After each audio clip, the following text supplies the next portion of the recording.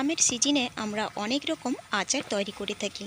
তবে যদি এই রকম আচার কখনো না তৈরি করে থাকেন তাহলে অনুরোধ করব একবার বানিয়ে দেখুন। প্রত্যেকটা আমের আঁটি দেখুন স্বচ্ছ কাঁচের মতো দেখতে হয় আর খেতেও হয় দারুণ। নমস্কার বন্ধুরা, কেমন আছেন সবাই? আমি ভালো আছি, আশা করি আপনারাও ভালো আছেন। আজকে আবার একটা নতুন ভিডিও নিয়ে চলে এসেছি পাঁচফোড়নে।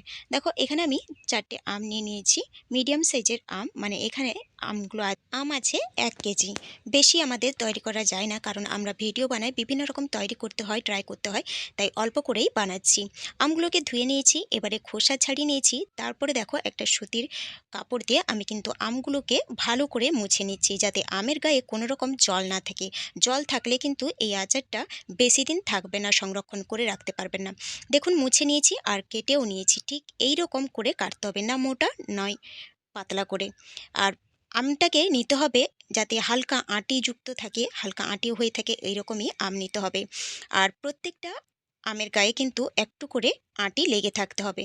দেখুন এরকম কেটে নিয়েছি। এবারে একটা পাত্রের মধ্যে নিয়ে নিয়েছি, তারপরে দিয়ে দেব চিনি। চিনির পরিমাপটা আমি এখানে বলবো না, কারণ চিনিটাকে আপনাদের পরিমাপ মতো দিতে হবে, নিজেদের মতো, কারণ আম যেরকম টক থাকবে সেরকম বুঝেই চিনিটা দিতে হবে। আর এখানে দিয়ে দিলাম 2 চামচের মতো হোয়াইট ভিনেগার। এবারে ভালো করে চিনিটাকে একটু আমের গায়ে মেখে নেব। মেখে কিন্তু এটাকে রেখে দেব 2 ঘন্টার জন্যে, কারণ চিনিটাকে ভালো করে কিন্তু গলিয়ে নিতে হবে। দেখুন খুব ভালো করে কিন্তু আমি মেখে নিয়েছি, এটাকে এবারে ঢাকা দিয়ে রেখে দেব। তাহলে চলুন এবারে একটা মশলা তৈরি করে নেওয়া যাক। এই মশলাটাই হচ্ছে কিন্তু এর আসল ফ্লেভার। দেখুন একটা দুটো শুকনো লঙ্কা আগে দিয়ে দিয়েছি। শুকনো লঙ্কাটা হালকা ভাজা হয়ে গেলে এখানে আমি দিয়ে দেব 3টে এলাচ আর অল্প একটু দারচিনি।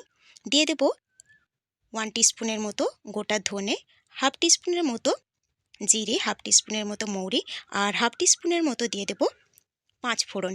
এবারে শুকনো খোলায় আমি এটাকে একটু হালকা ভেজে নেব।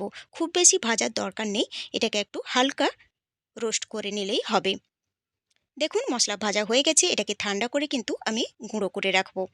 এবারে চলে এলাম আমের কাছে। 2 ঘন্টার পর কিন্তু আমি ফিরে এলাম। দেখুন চিনিটা গলে গিয়ে সম্পূর্ণ জলে পরিণত হয়েছে, তবে সম্পূর্ণ চিনিটা গলেনি, নিচে একটু অল্প একটু চিনি থেকে গেছে। তাহলে চলুন, কড়াই বসিয়ে দিয়েছি গ্যাসে। এবারে গ্যাসের আঁচটাকে মিডিয়ামে রেখে আমি আমগুলো ঢেলে নিলাম কড়াইয়ের মধ্যে। এবারে মিডিয়াম আঁচে এটাকে আমি ফোটাতে দিতে হবে। কতটা ইজি দেখুন এটা বানানো, আর খেতেও কিন্তু খুব সুন্দর হয়। এটা যে কেউ কিন্তু একবার দেখলে বানাতে পারবেন। তবে অবশ্যই ভিডিওটি পুরো দেখতে হবে। যদি এইরকম বানাতে চান তাহলে কিন্তু ভিডিওটি আমার পুরো দেখবেন, স্কিপ করে কেউ ভিডিওটি দেখতে যাবেন না। বন্ধুদের কাছে এটাই আমার অনুরোধ রইল। আর আজকের এই ভিডিওটা যদি ভালো লাগে তাহলে অনুরোধ করব আমার চ্যানেলটিকে সাবস্ক্রাইব করে পাশে থাকা বেল আইকনটি প্রেস করে অল নোটিফিকেশন করে দেবেন। তাহলে প্রত্যেক দিনের ভিডিও সবার আগে নতুন বন্ধুদের কাছে পৌঁছে যাবে। খুবই ইজি দেখুন। এবারে দেখুন আমগুলো অনেকটাই কিন্তু নরম হয়ে এসছে। এই পর্যায়ে কিন্তু দিয়ে দেবো একটু কালারের জন্যে অল্প একটু হলুদের গুঁড়ো আর অল্প একটু লঙ্কার গুঁড়ো। আর চিনিটাকে ব্যালেন্স করার জন্য, মিষ্টিটাকে ব্যালেন্স করার জন্য অল্প একটু লবণ দিয়ে দিলাম। আবারও আমি মিডিয়াম আঁচে এটাকে কিন্তু জাল দিয়ে নেব। এই সময় কিন্তু খুব সাবধান নাড়তে হবে, কারণ আমটা যেহেতু খুবই সফট হয়ে গেছে এই পর্যায়ে, তাই খুব সাবধানে কিন্তু এটাকে নাড়তে হবে। এবারে দিয়ে দিলাম চিলি ফ্লেক্স, কারণ এটা একটু ঝাল ঝাল খেতে হয় এই আচারটা, আর ঝাল ঝাল হলেই কিন্তু ভালো লাগে, তাই অল্প একটু চিলি ফ্লেক্স দিয়ে দিলাম। আবারও কিছুক্ষণ ফুটিয়ে নেব। কিছুক্ষণ ফুটে নেওয়ার পরে দেখো আমি যে আগে থেকে মশলাটা তৈরি করে রেখেছিলাম সেটাই আমি দিয়ে দেব।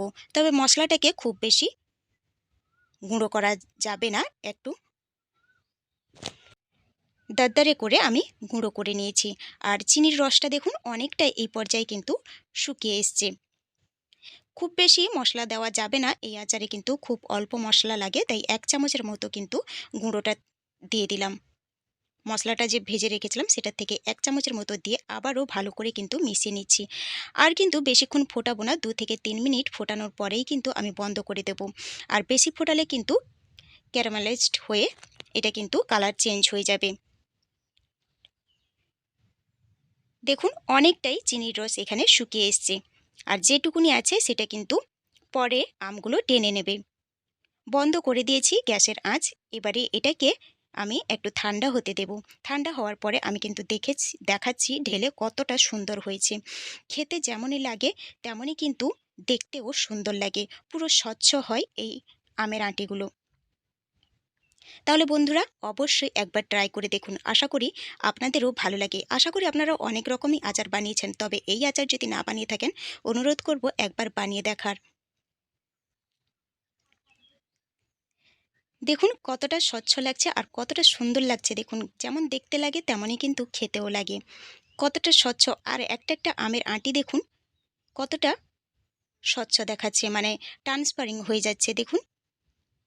আর একে অপরের গায়ে কিন্তু লেগে থাকবে না।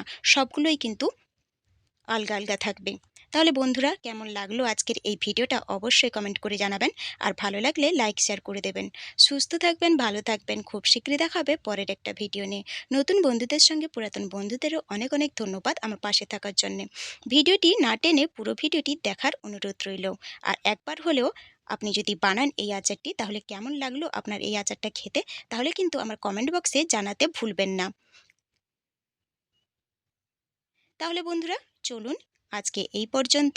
দেখা হবে নতুন কোনো পর্বে।